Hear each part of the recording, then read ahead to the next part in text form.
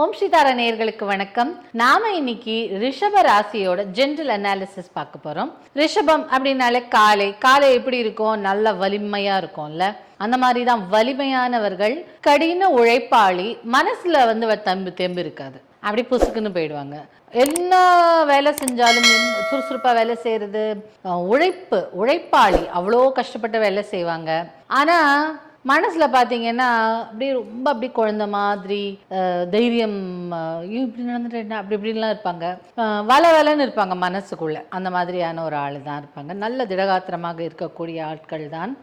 சுக்ரன் அதிபதி அப்படின்னா, சுக்ரன்னாலே என்ன, அசுரகுரு அப்படின்னு சொல்றாங்க. அப்போ இவர்களுக்கு கொஞ்சம் அசுரத்தன்மையும் இருக்கக்கூடும். அசுரத்தன்மை என்ன, எப்படி சொல்றது, கொஞ்சம் முருக கோணம், கோவம், மூளை பயங்கரமா வேலை செய்யும்.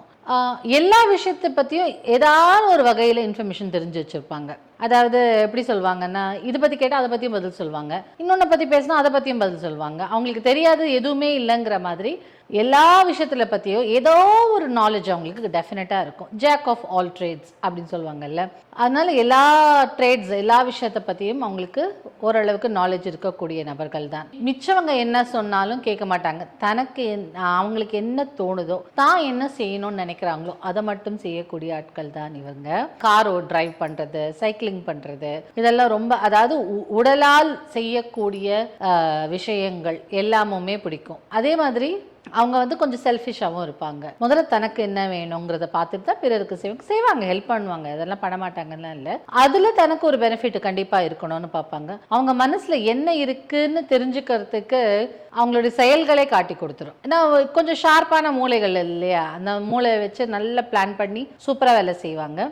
மனதுல ஒரு விஷயத்தை நினைச்சிட்டாங்க, முடிவு கட்டிட்டாங்கன்னா அதை எப்படியாச்சும் நடத்தியே தீர்வார்கள். இப்படி ஒரு பிளான் பண்ணிட்டாங்க அப்படின்னா, அவங்க மனசு வச்சுட்டாங்கன்னா அதை நடத்தி தீரணும். ஆனால் மனசு வைக்கணும். அது அவங்களுக்கு அவங்க பண்ணிப்பாங்க.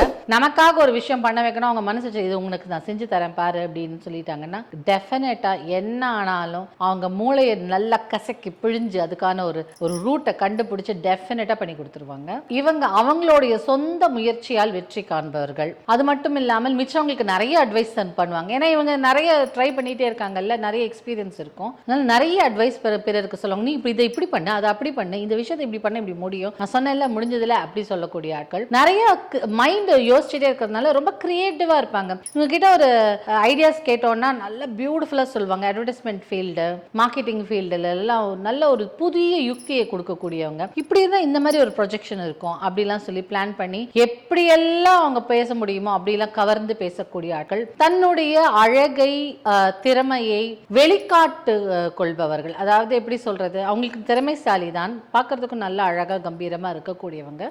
அதை இன்னும் என்ஹான்ஸ் பண்ணி எல்லாருக்கும் வெளிக்காட்டு கொள்பவர்கள் தான்.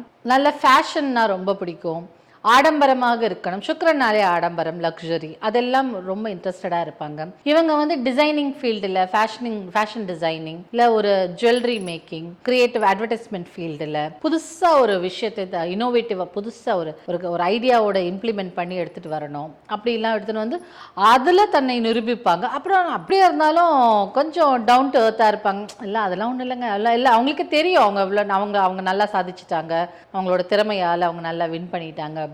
இப்படி இருந்தாலும் அப்படியே ஒரு டவுன் டு எர்த்தை மெயின்டைன் பண்ணிப்பாங்க. இவங்களுக்கு ஒரு காந்தம் போல ஒரு பர்சனாலிட்டி இருக்கும். அதாவது பார்க்குறவங்களை அட்ராக்ட் பண்ணுறக்கூடியவங்க. எவ்வளோ இன்டெலிஜென்ட்டாக பேசுகிறாங்க. அவங்க பேச்சு திறமையாலும், தன்னுடைய கலை திறமையாலும், தன்னுடைய ஷார்ப் மைண்ட், நல்ல ஒரு யுக்தி கொண்ட மூளையினாலும், நல்ல தோற்றத்தினாலும் அவங்க எல்லாரையும் கவரக்கூடிய ஒரு மேக்னெட்டிக் பர்சனாலிட்டியாக இருப்பாங்க. ரிஷப ராசிக்காரங்க, உங்களுக்கு ஏதாவது வாழ்க்கையில் ஐடியா வேணும், ஒரு அட்வைஸ் வேணும்னா கண்டிப்பாக இவங்களை அப்ரோச் பண்ணலாம். கரெக்டாக அட்வைஸ் கொடுப்பாங்க. உங்களோட பிரச்சனைக்கு சொல்யூஷனும் சூப்பராக கண்டுபிடிச்சு கொடுப்பாங்க. ரிஷப ராசிக்காரர்கள் மேக்னெட்டிக் பர்சனாலிட்டி.